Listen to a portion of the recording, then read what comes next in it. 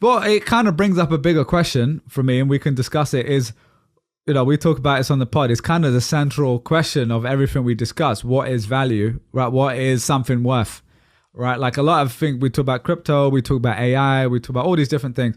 That's why I do kind of love the meme stocks and the meme coins, just as an idea, because I'm like, look, everything is a story. Yeah, some of them have more solid foundations, right? A brownstone in Brooklyn, you can live in it, you can rent it out. And a house in the Hamptons, you can rent it out, you can live there as well. A meme stock, you're not getting any value at all. So it's that idea of intrinsic, extrinsic values or whatever, right? So to me, all of this, I respect the fact that someone could say, okay, I'm going to trade this for X amount of time. It's a meme stock. It has high viral, potential because it's on Reddit. People want to mess around with it. There's a story there. So I respect that. But just as a pure company, look, are we in a world now where these valuations are just not making any sense at all? And, you kind of have to filter things as, this is actual real stocks or real estate. And then this is just memes, basically. All right, welcome to another episode of No Investment Advice. We've got Trung Phan, Meme Master Flex himself, Bilal Zaidi, and unfortunately Jack can't join today. Trung, you're laughing because I had to bring back the Meme Master Flex. That's the OG I know, man. Can intro. you actually hit it? Can you actually hit the meme of the week? You guys. Oh yeah, let's do it. Meme Master Flex. There we go. I don't know. Did you share this? Was Jack? I think Jack shared this one. 1 minute. Sharing my screen right here. All right, this is meme of the week here. We've all been through it in the last few weeks. We've talked a lot about meme stocks, but this is meme stocks and meme coin investing. Can you see that, Trung? Yeah. There we go. The 4 stages of meme coin investing. This is hello, I'm that dude. I mean, do you want to explain the 4 stills here for people listening, Trung? It's so well done. It's so just images of Leonardo DiCaprio and his various roles. First stage Number 1 is him of Wolf of Wall Street as a new intern. Second serious. Serious. Second image. Look at that. Oh wait, it's later in the in order. Yeah. Oh yeah. No. You skipped. No, you gotta get rid of that, bro. Go back. No. I think it was no. number 2. Okay, no. They're doing it wrong. Stop. Okay. Yeah. I'm just gonna read it Sorry. through. It should be the bottom one, right? Yeah, it's him celebrating from the Great Gatsby. There we go. And then it's him completely losing his mind in Wolf of Wall Street on the the Ludes. Oh my god. And then last one is the Remnant when he had to sleep in a bear. Yeah. The best part of that movie is he had to sleep in a bear to win an Oscar. That's incredible. Yeah, I mean, we all been through it in the last few weeks. I mean, there was another meme where it was the stages, the psychology of investing or whatever, and it's like euphoria, all that stuff. But normally that's over several years. This is over every 4 hours. You're just basically going through the whole thing.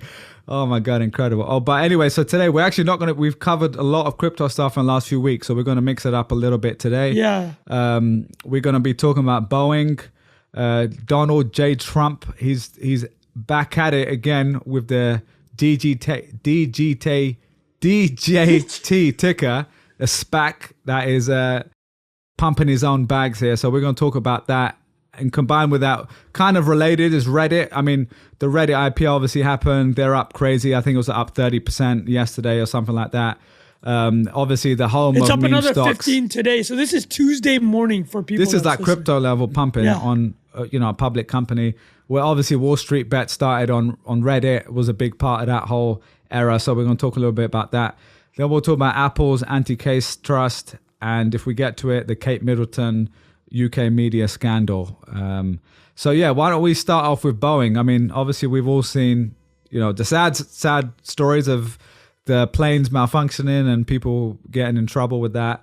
But also the CEO has just stepped down, right? Finally. CEO stepped down. Well, he announced that he will be leaving the company in a year. They're starting a CEO replacement search. And I think we haven't really talked about Boeing a lot here because obviously this is more of a quote unquote air quotes edge of the internet type show. But the Boeing stuff is super interesting because it's timely because I just drove down to Seattle. I was in Seattle for the last 48 hours. And that's what I'm wearing. Bilal, check it out. Oh, killing it. Supersonics. Seattle Supersonics hat. Wait, what were you doing in Seattle? Took my son there for a little rendezvous. You know, he's on spring break, so we got to take him to do stuff. That was one of our trips. With the chicken pot pie for the road. You had that ready exactly, for last week. Yeah. Bro, I mean. That intro is great. People had a good laugh about that. Any of the parents on this pod or the listening to the pod, they know the drill. It's like, spring break sneaks up on you because you know about summer. You know for 3 months in summer, you gotta keep your kid entertained. But spring break, like you just came back from Christmas break, you're not expecting that you're gonna have to entertain your kid again. So we got How far is the drive from Vancouver to Well, it's fun. We can talk Seattle? about it. It's 2 hours and about 45 minutes. Oh, that's super close. Yeah, I didn't realize it's that close. Do you have Nexus? Are you familiar with Nexus? No. Oh, wait. You talking about the immigration? Yeah, the border, the immigration stuff. I don't have it, but I've heard of it. Yeah. For people I'll tell people what Nexus is. It's a card that you applied to with the U.S. immigrations, Canadian immigrations. Obviously, so much trade happens between the two countries. I think 33% of maybe 40 to 50% of Canadian exports go to the United States. Obviously, so they created this program called Nexus, which makes it very easy to cross between the countries. But it's quite an arduous process to get this Nexus card. Fair enough, right? Yeah, fair enough. If they're gonna give you low, but it's like when you get global entry at the airport or exactly clear or something like that. Global entry. Yeah, identical to global entry. I have that. That's a game changer, by the way. I can't believe I had so many years without it. Well, let's talk about it. Yeah. What's so amazing about it? You get your own special at the airport, line. Yeah, you come into a special line, and for me, I have a green card, so I don't even scan the green card anymore. You just walk up to the kiosk, it scans your face, and you get a little slip, and you take it to the front, and they look at you, they check your passport, and then you walk out. It's kind of like in Europe when I go back to London, if you've got e-passport similar, you just walk up to the gate, it scans your face, and you don't even speak to anyone. You just walk straight through. It's pretty amazing. But yeah, what about when you're driving though? No, but this is what I mean is like you nailed it. So like driving Canada to US, some border stops are brutal, right? Like a lot of the traffic happens in Ontario because of the Detroit, Ontario, like automotive connection thing. That's historically how it's been. But for this trip, it's called the Peace Arch, and that is Vancouver. It's basically an hour south of Vancouver. And then from there, it's about another 90 minutes to Seattle. Very, very near. A lot of people go to like near the borders of Trader Joe's. So a lot of Canadians just roll up the Trader. Funny. Yeah. So, on the way back. Yeah. I'm like, what is the legal limit? You get everything but the bagel seasoning. Yeah, exactly. You got all the special stuff.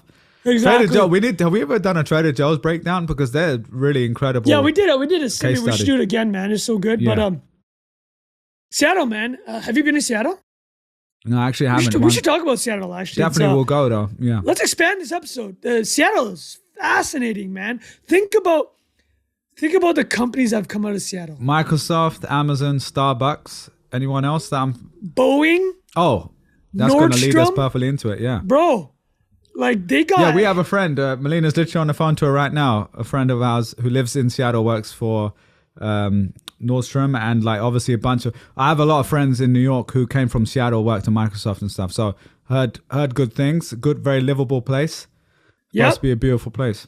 It's very nice, Pacific Northwest. And so we went, my son's obsessed with planes and space, so there's a very nice museum called the Museum of Flight. So William Boeing started Boeing in Seattle, in the Seattle and Washington region. I think the headquarters now are either in Chicago or South Carolina. I can't remember where it is. Let me see where the headquarters are. But the whole point is that the reason why we bring up the Boeing stuff is Boeing's had a bad couple of years, right? I mean, Bilal, what do you remember of the last couple of years off the top of your head? Yeah, I mean, it's just, you see these crazy videos of a door flying off the plane, kind of like your worst nightmare stuff, right? Like you see in a movie, a door flying off, you're in the middle of the sky and there's an open air, gap. And honestly, I genuinely don't know enough. I just assumed you would die. Like I just assumed like anything like that happens. Dude, I could not. You watch these I was movies, like, how are they still flying? Sucked out, right? Yeah, what's that famous one with airplane? What's it called? The one Air Force One. Air Force One with Harrison Ford. But there's also another one, Snakes on a Plane or something. William Snipes. Well, no, Wesley Snipes. Wesley Snipes. 57. There we go. That's another one. There's the greatest line in that movie, man. He goes, you ever play roulette? Never bet against, always bet on black. And you're just Wesley There we Snipes. go. Oh, that is a gangster line. That's hilarious. Dude, so, I mean, you're right. And you mentioned earlier when you teased the piece is like, fortunately, the most recent like spate of bad news was not as bad as like, you remember the 2019 was when we remember. That was when the Boeing Max 737, 2 of the planes crashed because of a software malfunction. You know how so insane sad, that is? Oh my God, yeah. That's wild. It's sad, right? Because going back to like, we went to the Museum of Flight, Boeing helped get NASA and America onto the moon. Like, this is their history, right? They created the greatest, the most famous passenger airline, the 737, which kind of kicked off the age of air travel for commercial air travel. So like the history that these guys have is insane. And then just to see what happened in the last, call it, I don't know, 30 years. But here's the main thing that I would say that I want to flag. The negativity around Boeing has really gone back. People tracing it. It's like you can simplify a lot of things, but people like to say that, oh, you know, X thing at this year created this cascading effect, which led to all these negativities. But almost like across the board, you look at any media around Boeing and like what happened to Boeing, it all goes back to this massive merger they did in 1997.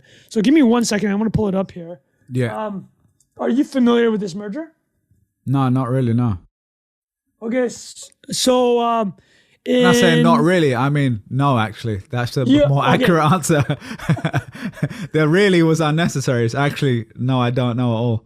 Okay, so in 1997, Boeing merged with another aeronautical company called McDonnell Douglas. McDonnell, not McDonald's, right? Okay. McDonnell Douglas. And basically what happened from there, so this was 27 years ago. And at the time, so Boeing acquired McDonnell for $14 billion. But what happened was this: Boeing is an engineering first type of institution, right? So I think it's founded in 1913 or 1960, if I remember correctly. So for 80 years, that's a reputation, right? They created 737, helped NASA get to the moon, and that's a reputation, engineering first institution. McDonnell Douglas, which I'm just butchering the name, I can't even read it correctly. Yeah. McDonnell Douglas, they are more of an accounting, financial, engineering type of shop. Like, you know, like how do we cut costs here? Yeah. Private equity style, or like the CFO wearing the hat in that building. Exactly, dude. Yeah. So the mythology around this acquisition is basically like that culture basically acquired Boeing. Like, even though Boeing was the one that like bought this company. That's an interesting way to put it. Yeah. Exactly. It superimposed itself on it over time. Well, that's why we're missing Jack here. You know, Jack loves the meme, right? People don't have ideas. Ideas have people. It's like that meme of like financial engineering and like, how do you squeeze costs? How do you maximize shareholder value? So that's basically what happened. Is like Boeing started, because remember, making an aircraft is one of the most complicated things in the entire world. Like, other than making like semiconductor chips, and aircraft manufacturing is one of the most complicated things that for commercial venture, which is why there are basically only 3 major, there's really 2, right? It's Boeing and Airbus. Boeing and Airbus, right? Yeah. Airbus is obviously in Europe. Actually, is Airbus France and France and Germany, I believe. It's a French-German. Can you check that? Yeah, I believe it's a French-German connection. I can't remember if it's French-German or French-British. But say headquarters in Netherlands, but no, but like owner is the French government, German government, and Spanish government. That's actually interesting. Yeah. So wait, owner is 10.9% French government, German government is 10.9%, Spanish government 4.1. I don't know what the rest is public. Probably. Yeah. Okay. You want to double check that? Can you check Airbus public? But anyways, the whole point is this: aircraft manufacturing, insane, right? So like there are like, if you can reach that level, for example, China has been trying to spend the past 2 decades becoming a primary aircraft manufacturer, because they know for national defense, like they need to do that. So their national project is called COMAC, and they've subsidized the shit out of it. It just hasn't been able to produce at the level of a Boeing Airbus. Another one is Embraer in Brazil. Embraer, I'm pronouncing it wrong. Canada has a large one, but Canada is so close to the United States that they're kind of connected. But anyways, Boeing, there's a million parts to make an airplane. A lot of it is typically when Boeing started, 60s, 70s, started the commercial passenger revolution, Boeing would assemble a lot of those pieces and create a lot of the manufacturing pieces, right?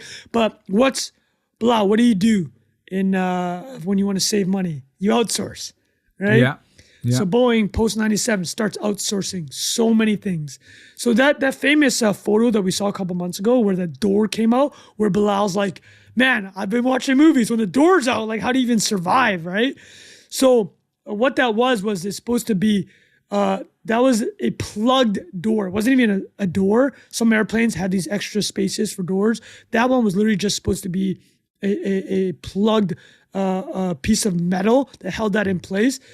So the company that does that used to be owned by Boeing, but Boeing spun that out separately as part of this cost-saving mechanism, right?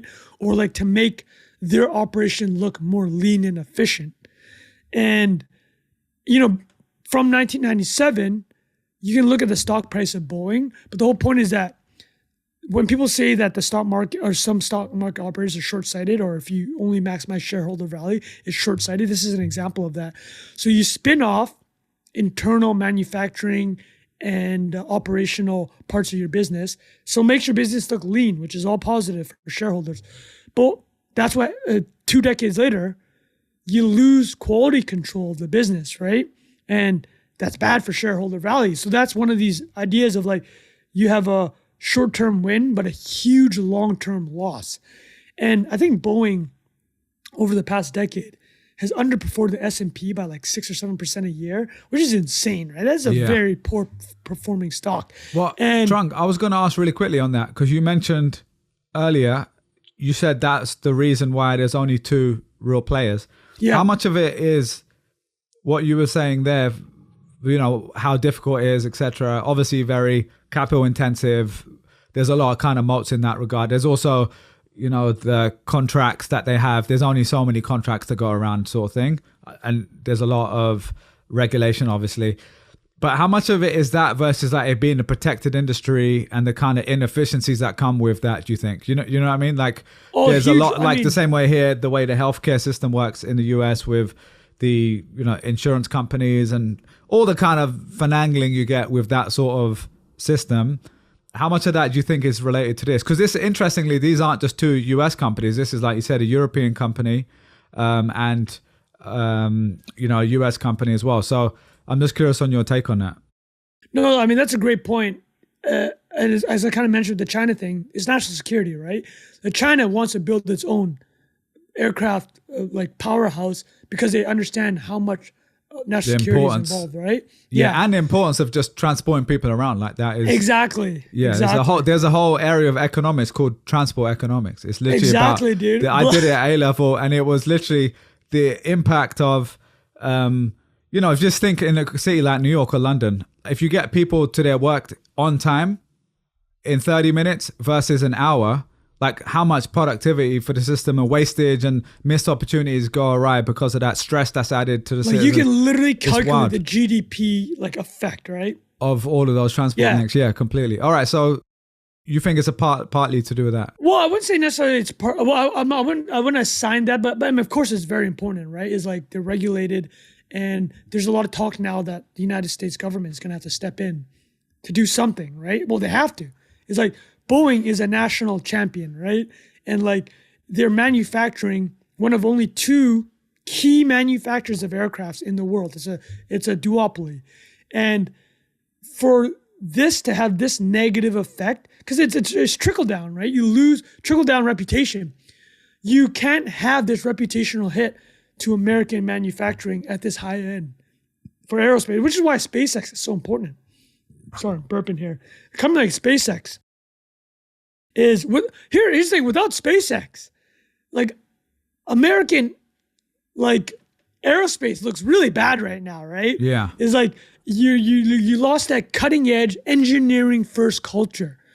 So to answer your question is, I would say that the U.S. government is you're going to see something happen for sure, and this change in management will probably have a big input from the government being like, listen, we got to get back to nuts and bolts. I mean, you don't want, and you need safety first, right? Like it's not like that, like you said, that CFO style focus. Well, obviously you're simplifying here, but if you think of like a direction you can go in, one is 20 years ago, whenever that happened, okay, we need to make sure we're profitable. We need to do X, Y, Z. That's fine if you're Uber or like DoorDash, right? Like, and even then you can argue Uber, there's safety issues and obviously that is still part of the thing.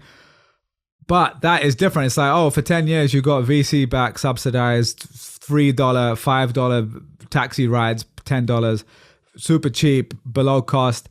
And then you're like, wait a minute, we're not profitable. Right, let's flip the switch and become profitable, same as Amazon. But in this case, it's like first and foremost is like you said, China, for obvious reasons, see it as, well, we need this for national security and for the citizens, whatever. So it's quite an interesting example. And then, like you said, also the international perception as well, like the damage to the brand of America as well here, right? Like corporate America is ruining like such an important, like think about, nailed it.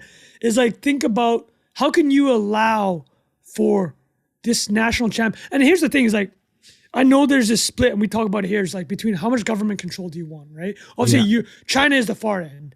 They're fully, like their relationship with Comac, their aerospace and airplane builder, it's tight. It's like that. They're holding hands, right?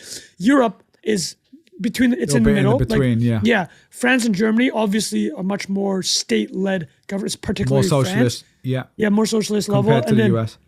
And then America obviously wants to have the free market capital, but you can't. It's like you nailed it.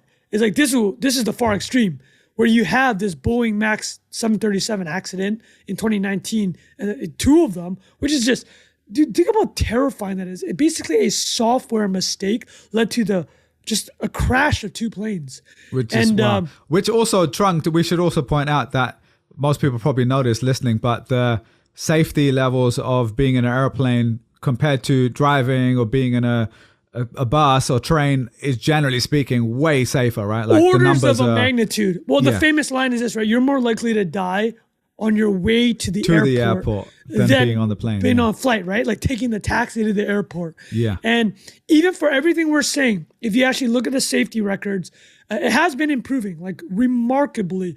But the thing, airplane crashes are just so salient, right? And they're just so like in your face, right? It's so in your face. When you see it, you're like, oh my God. You don't see a BBC News ping when like there's a car, crashed down the street. Like that happens every day. And I want to go back to your door example, because the way you talked about it, that is the most salient. It's like the most visceral feeling, right? That photo of a guy taking the picture of like that's just seared in your brain. If you actually pull like I think Boeing's crash record, outside of like the 737 software accidents, it's actually like pretty reasonable. And it's been going down. It's percentage wise very reasonable, but it's like you said, Bilal, when it rains, it pours. Since that photo came out, every other time Boeing has an accident that has a photo, it's confirmation bias, right? And this is like now you saw these memes of people like searching for which aircraft, like they'll book a flight.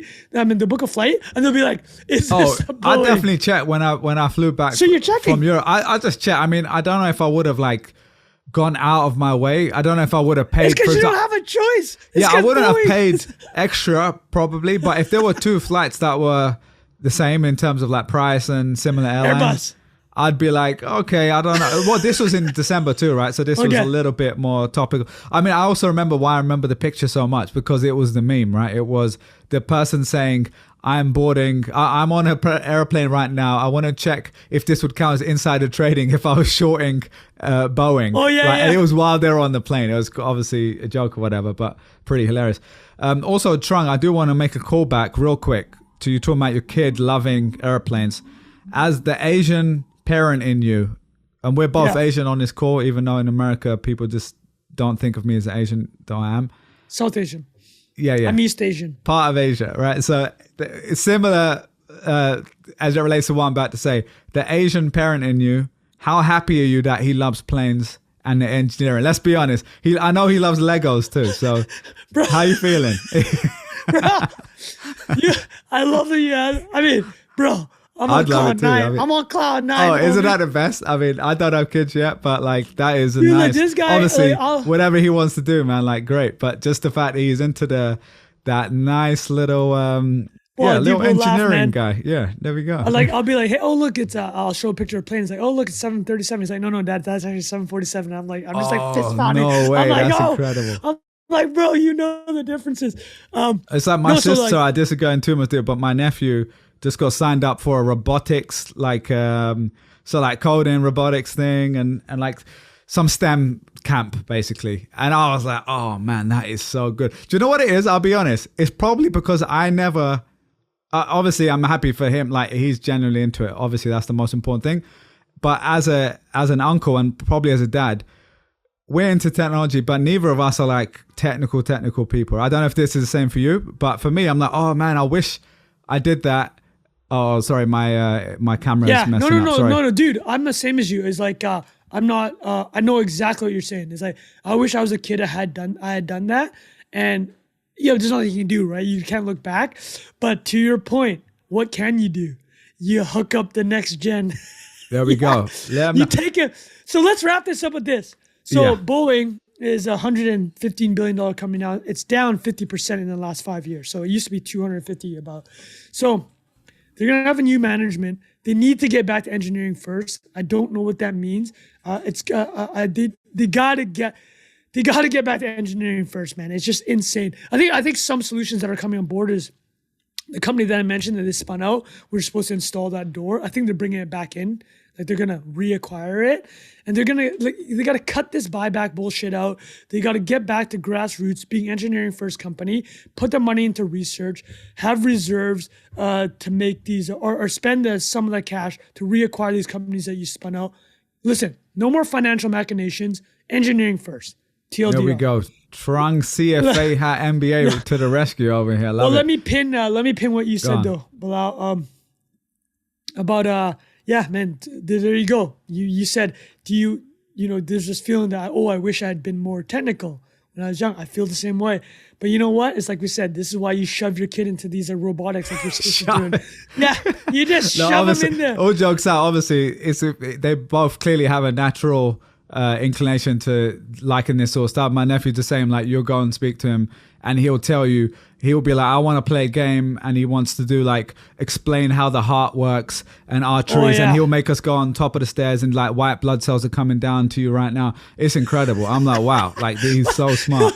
He'll tell you go up to the stairs. Oh my, no, literally he's like making us play a role play, the whole family. It's really incredible. But and sorry, for people who are listening, my camera was malfunctioning, so I switched it now, but hopefully this works again. But let's jump into Jukin, as you said. Let's go to number 2 here, yeah? Was there anything else on Boeing? Actually, well, let me talk about Seattle a bit quickly. Go on. Yeah. So when you do go, I'll give a quick shout out to Seattle. So I'm wearing a Supersonics hat, the famous basketball team that was taken from Seattle and moved to Oakland, the OKC Thunder.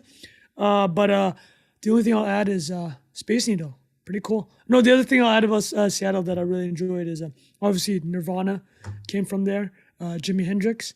Kurt Cobain and Jimi Hendrix both died at 27. They're both part of the 27 Club. I don't know what's going on there, but we should do an episode actually about Nirvana there.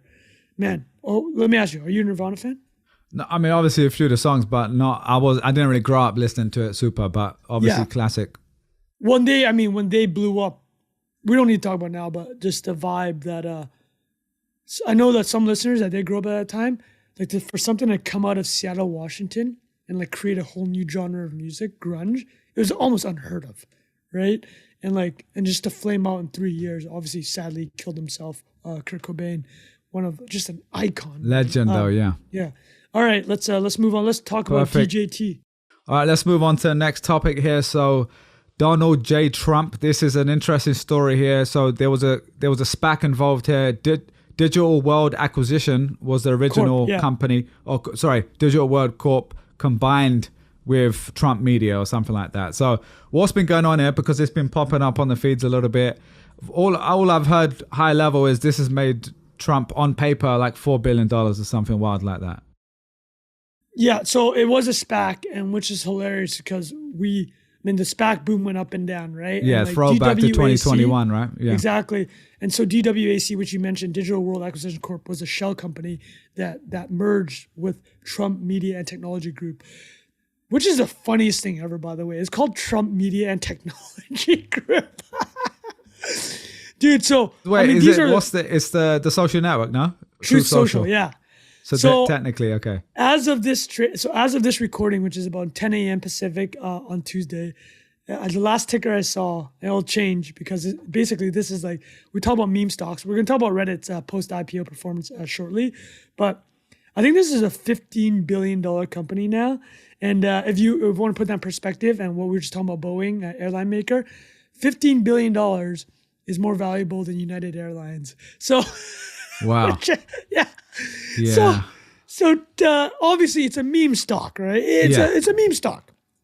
And we've been talking about meme coins. We've been talking about Geo Bowden, which for listeners, I got to give you a funny ass Bilal quote. Bilal's like, I'm holding this shit through the election, son. Oh, you not got investment to. advice. Not investment advice, but every time I say the phrase Bowden, I can't call him Biden anymore. Like I'll literally say Joe Bowden. And I texted it to Jack because there's a famous UK artist who has a line where he says Phil Foden, who's a Man City football player. And I can literally say Bowden in the same way. And I'll be in the shower just out of nowhere, just go Bowden, start shouting it out of nowhere. So it's for me, I heard that enough times. Yeah. When he's playing ball and you shoot Kobe, you just say exactly. Bowden, beautiful. Dude, so, this is a meme stock. That's all you need to know, right? And do you know how much money Truth Social made last year?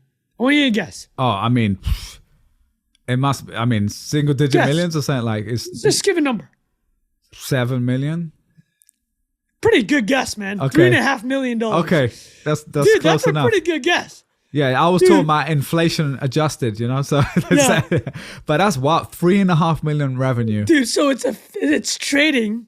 I'm gonna F up the math here. What is it? 5 is 550 is 150. It's trading at 5,000 times revenue. Yeah. I like you said 5 times. Actually, sorry, 5,000 times. It's a meme revenue. coin, dude. That's so wild. Of course there's so many interesting pieces to this. The first part is it took forever for this SPAC to close, and it obviously did. It went public. The ticker is incredible. DJT. So here's a funny thing. DJT was the ticker that Trump had in the 80s. Early 90s, when he floated his hotel and casino company as a stock. But it got delisted by the NASDAQ a few years later. So he still had the ticker.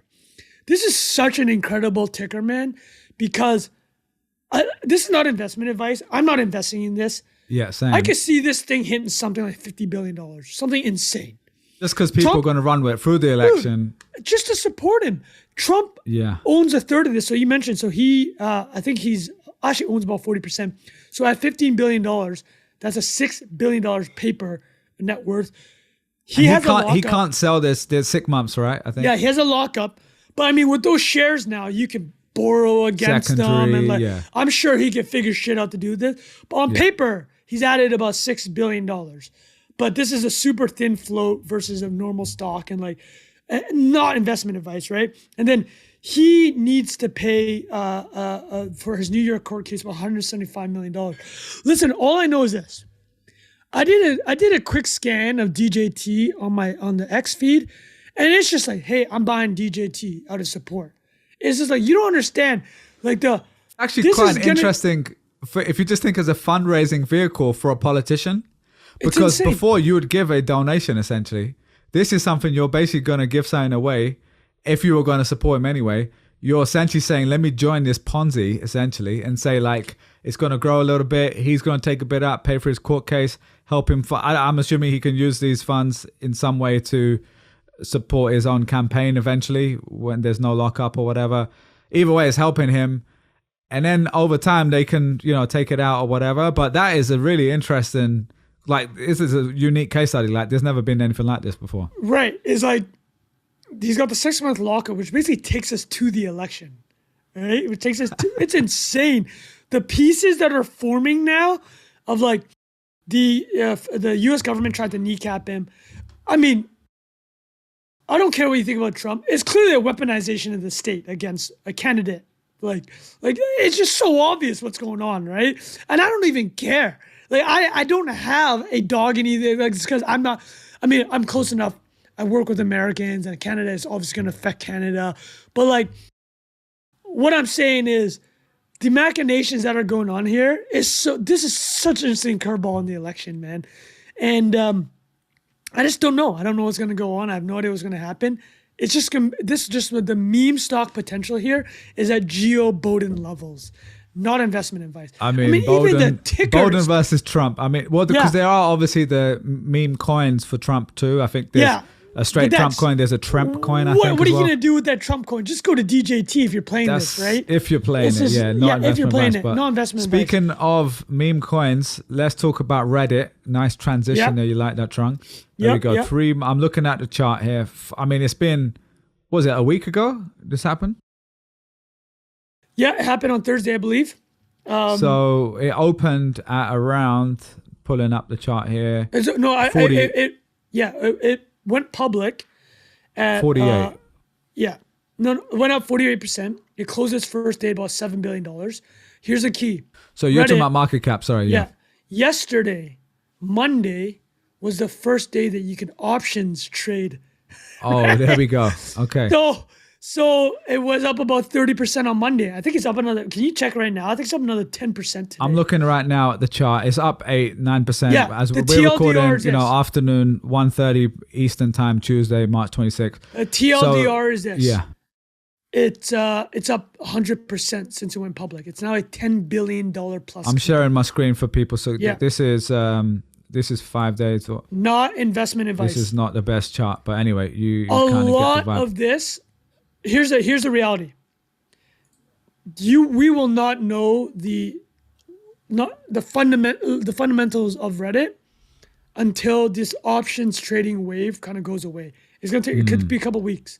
Yeah. So, I mean, here's my best guess. Not investment advice. I guess I bet it'll drop down again. It'll settle around 6-7 billion, which at the time people were quite optimistic on at it getting listed at. So it's about 10 times revenue right now. I think it's what it's trading at, which is I think Snap's at around 2 or 3.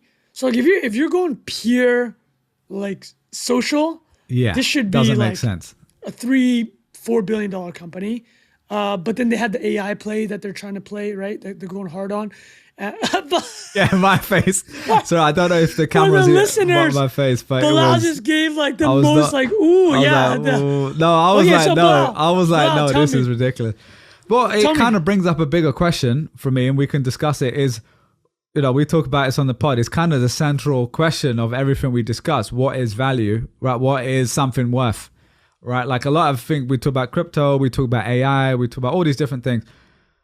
And so the interesting thing is, if you're looking at this as like a trader hat, you can, and your time horizon was a month, right? Then you can, it's the same. That's why I do kind of love the meme stocks and the meme coins, just as an idea, because I'm like, look, everything is a story. Yeah, some of them have more solid foundations, right? A brownstone in Brooklyn, you can live in it, you can rent it out. And a house in the Hamptons, you can rent it out, you can live there as well.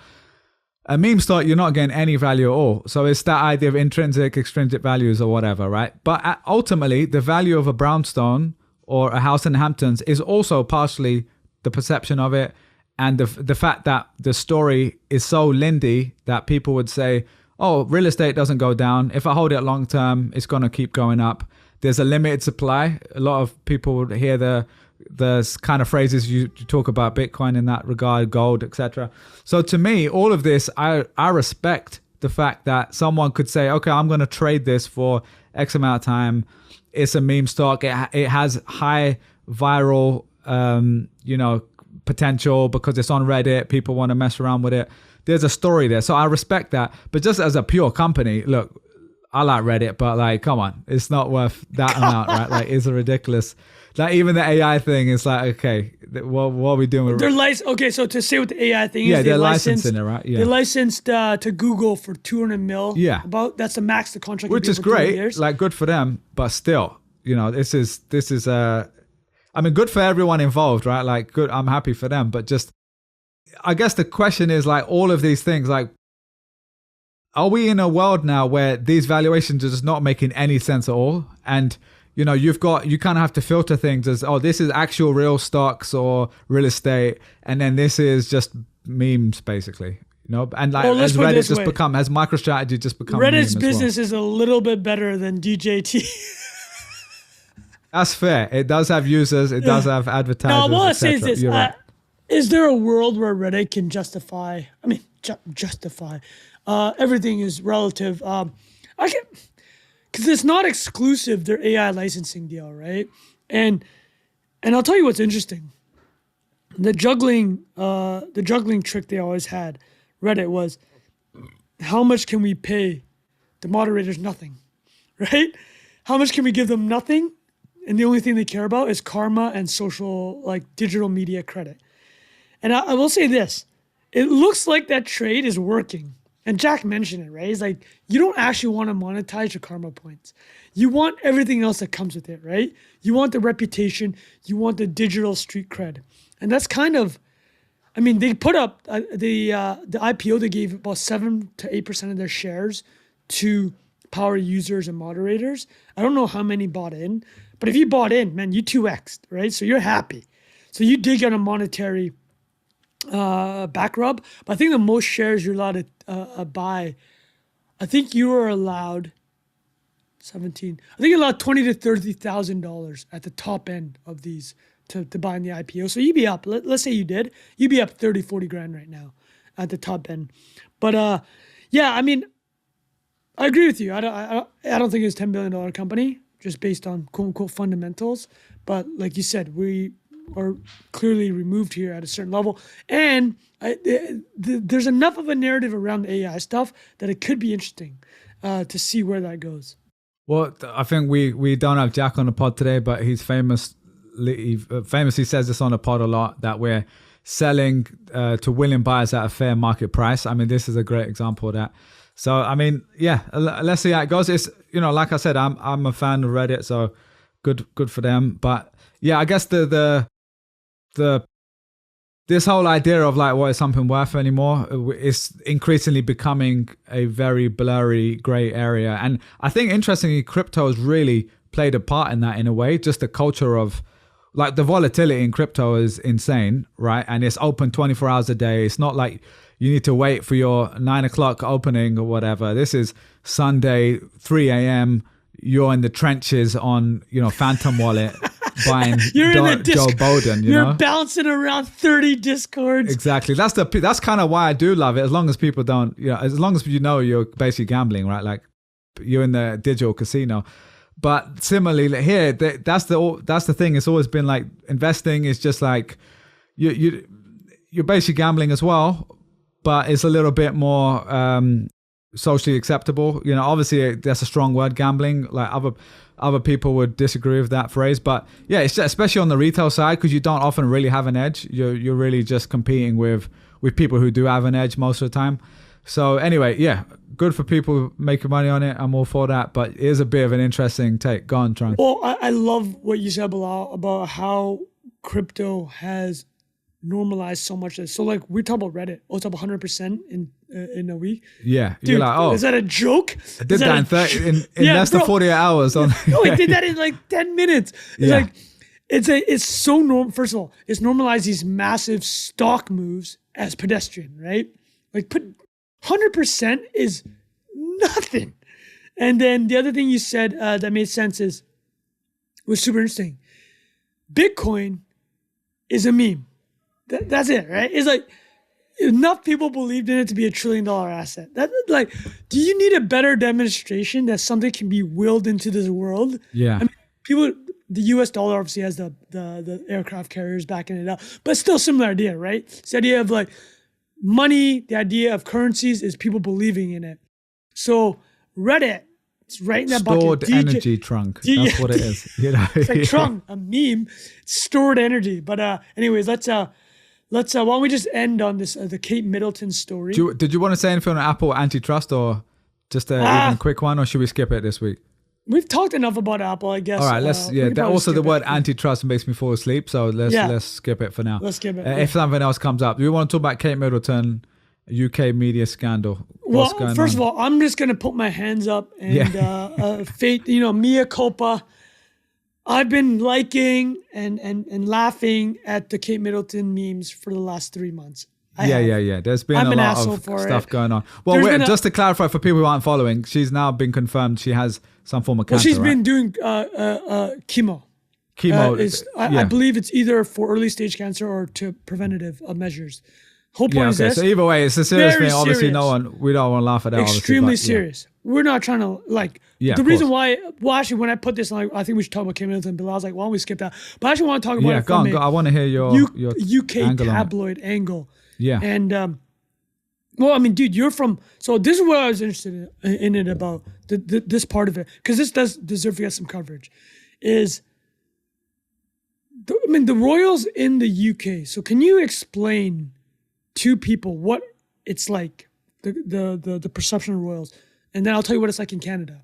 I know we have a lot of American listeners, so can you tell me what that perception is? What I specifically want to put is this: where, when you're Kate Middleton married Prince William, Meghan Markle married Prince Harry, and then they know what they're signing up for. In the sense of they opted in. This is one of the they weren't born into it. All of the rest are. You're joining an institution, a firm it's called, right? One of the biggest brands in the entire world. We're talking about brands, the royal family, one of the biggest brands in the entire world.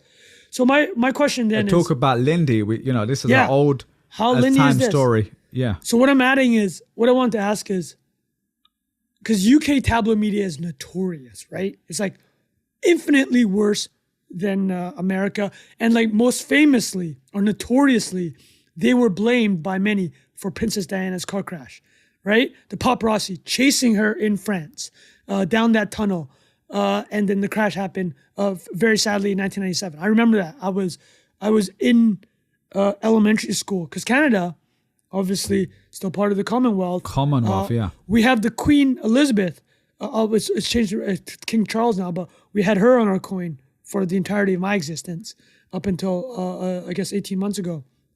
But it was extremely sad in Canada. I remember that, right?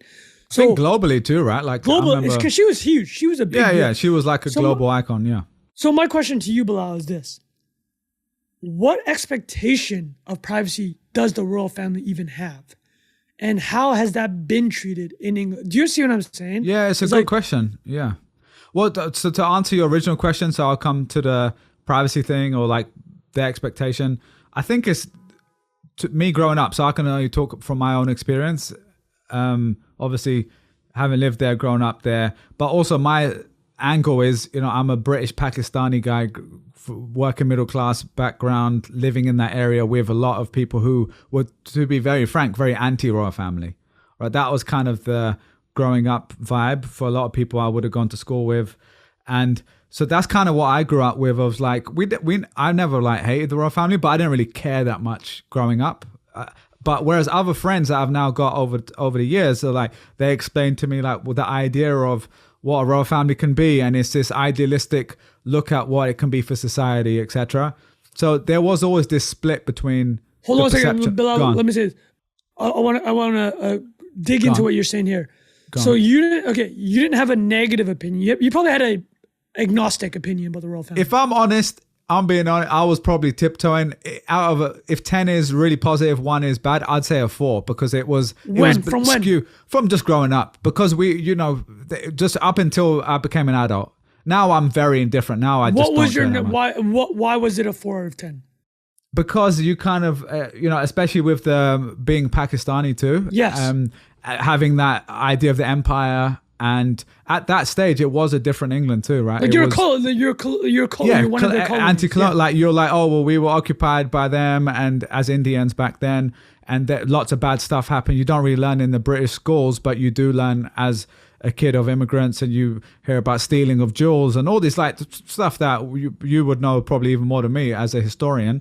So that is kind of what you grew up with. But also my family in particular was kind of positive. Like they loved Diana, and there's kind of a lot of comedians joke about this, like Indian American comedians will say like they literally will have a picture, their mums will have a picture of Princess Diana in the house and stuff like that. Wait, Well, it's kind of, I think Nimesh Patel has it's a running meme, yeah. right? And so my family did love like Diana, and actually they generally, my parents probably liked the Queen and like the royal family a little bit, whereas our generation was kind of rebelling a little bit more, and we were just kind of like anti-establishment, really, right? It was like, oh well, they're not giving us anything, we have to go fight for ourselves, we have to go find our own lane. That was like very young. Now as an adult, I grew to kind of appreciate some of the traditions, and I was like, oh, it looks kind of cool. You know, I watched the crown, what's it called, the crown or whatever. it looks kind of cool. No, and I will say, I did some events with some of the royal family, so I kind of like met some of them, and I was like, okay, they're actually really super nice people, and I got to see the human side of some of them, and say they would be, and you know, without giving any names away or like some of the personal stuff they were saying. I remember one of them in particular was saying like, I didn't choose this, and I just want to live a normal life, sort of thing, right? And you know, people really just think, oh, I'm so privileged, and I am, but I'm also, you know, I just want to work in tech or something. You know, that's basically what she was saying. So that's kind of like the perception. So that human side made me realize, oh, look, there's like regular people like anyone else.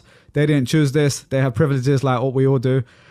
Now, that was just on a personal level. Then when you kind of go into the Diana stuff, yeah, there's plenty of documentaries that you can go down the rabbit hole, and you might have, again, a bit of a negative connotation because there are like conspiracy theories and stuff about their relationship, and you know, just some of the bad stuff that happened. She was dating one of the richest Egyptian British son of Mohammed Al Fayed, who owned Harrods at the time and Fulham Football Club.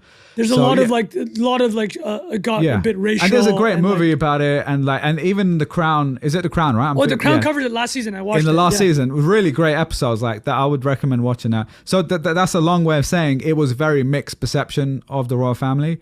And it really depends who you ask. And so let me actually jump on this. Actually, I love this is what we expanded this topic. Yeah. So like before I ask you about the privacy question, because that's its own topic. So I'll tell you from Canada, right? Is like, again,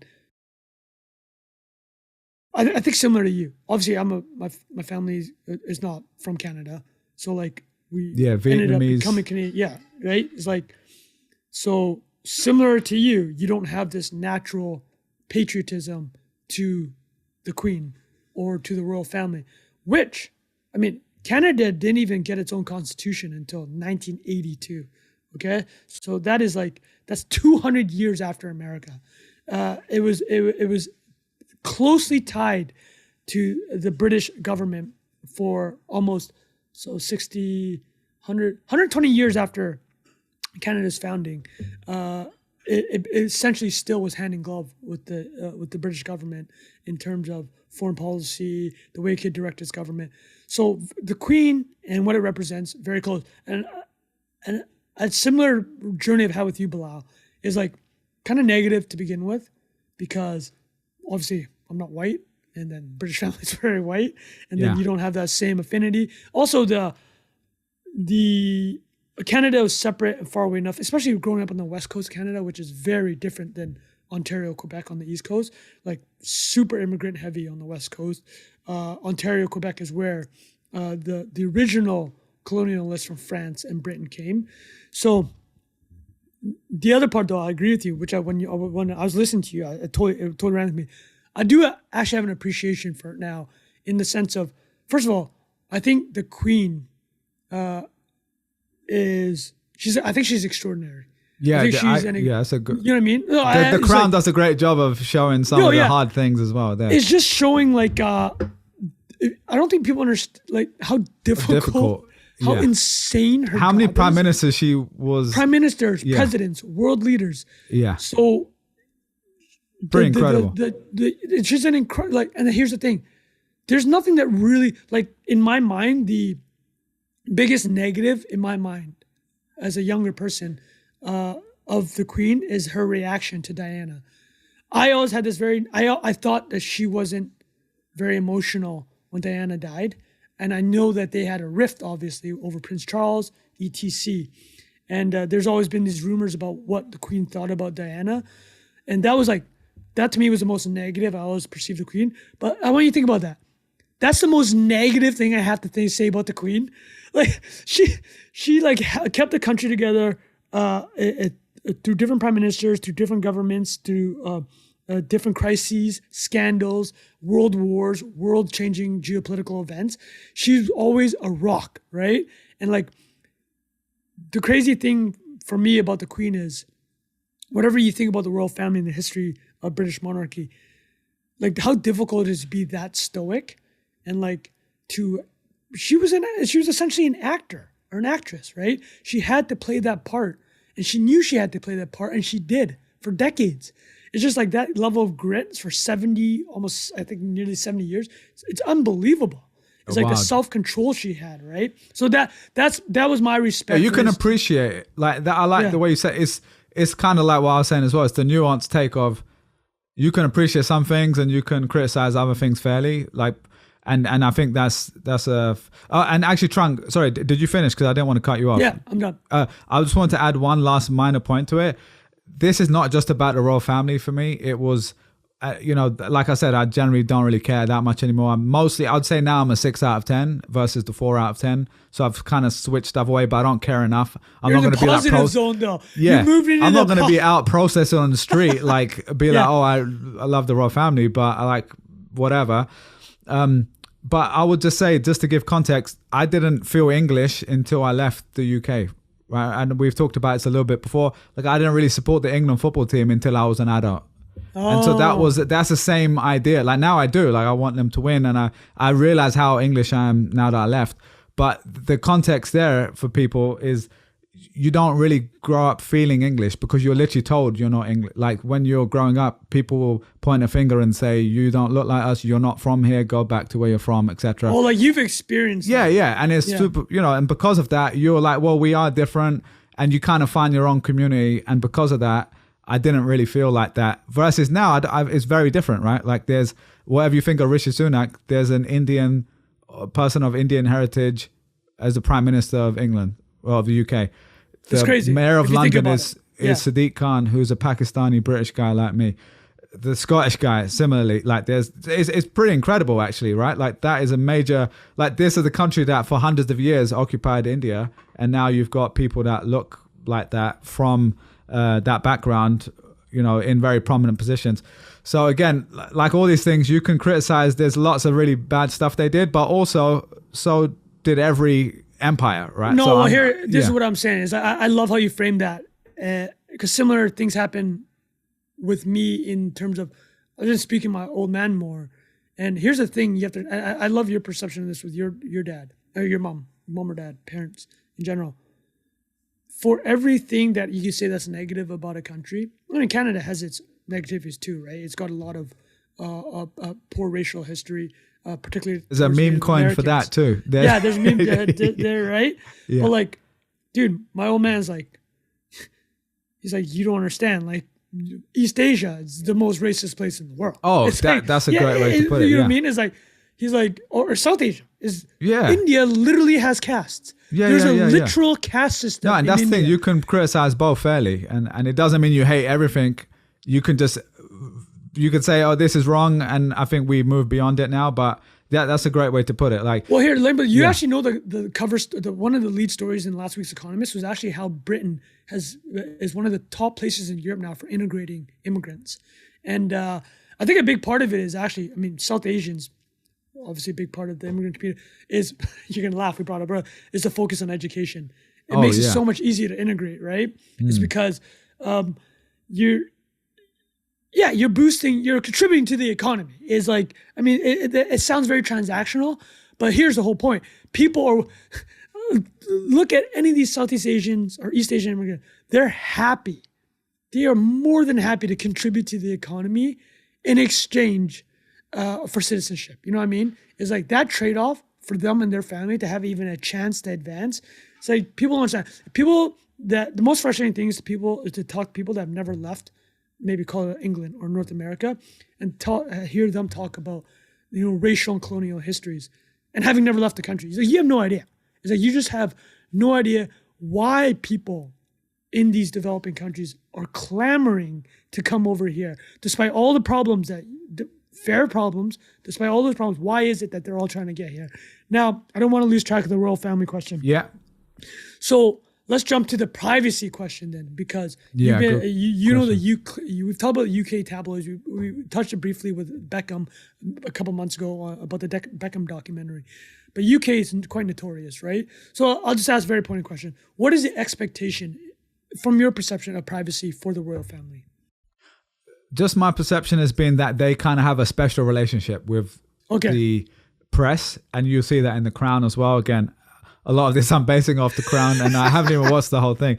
But it did seem like, especially in the 90s and the kind of me growing up, I would see it was like it was easier to control the message because there's only a few newspapers and there's 4 or 5 TV channels, and they would basically have a wing in the palaces that would be a press off. It's the same way a company, like you said earlier, the firm, that is literally like a company has a PR name, right? team, and they literally will be the way you have a PR agency speaking to the press. Like it's the same thing, right? But they'll be like, well, we'll give you access to Prince Charles and have an interview if you ask these questions. And it's just the same as any company. Like, do you think Sundar's going out to an interview? Your former colleague at Google. Exactly, yeah. Friend of the pod would be like, oh yeah, just ask me any question you want. No, they're going to say, give me these 5 questions. I'm going to have my PR people craft a response. So it's the same thing. It's just a little bit different when, with the royal family, it's not like they were either elected officials or they were, a free market company or something like that. So it's just a very unique thing. But the expectation now, I do feel like there isn't as much sympathy towards them, because most people, even if you like the royal family, you still see them as, they are privileged people, they're rich, they have taxpayer dollars go to them, and obviously they have historical money as well. So I think a lot of people will look at society and have that kind of very simplistic take and say, you don't have anything to complain about. And so whatever we want to know about you, the press can do what they want, sort of thing. So there's a little bit of a weird thing there. But I don't really know, because again, I think it comes down to who you're asking that to. Fair enough. I think what I would jump onto what you said is, so that question actually about how much money they receive from the government, from taxpayer dollars, I also flip-flopped on that. I'm like, I used to feel like very negative about that, because even I'm sure Canada's kicking up something, right? It's part of the Commonwealth. But the other side of the coin, which we're talking about, is this: the brand, that halo. You can put a dollar value on that, right? Oh, it's definitely, massive. Yeah. In terms of ROI, if you use it like that, you can definitely convince it. I think it's more, the question is always more about like, again, a politician would be like, should this go to schools and roads and hospitals, or should it go to people who are already living in a palace? So obviously, we're not here to debate that, but that's kind of the simplistic stuff you'll see talking about. The last thing I'll add on, we should probably just put a bow on this convo, but going back to what we started with the Kate Middleton part is, I had actually, obviously, awful outcome, and I feel terrible for laughing at some of those memes. But I'll tell you I'll tell you something hysterical. Not hysterical. Well, it is hysterical, but terrible.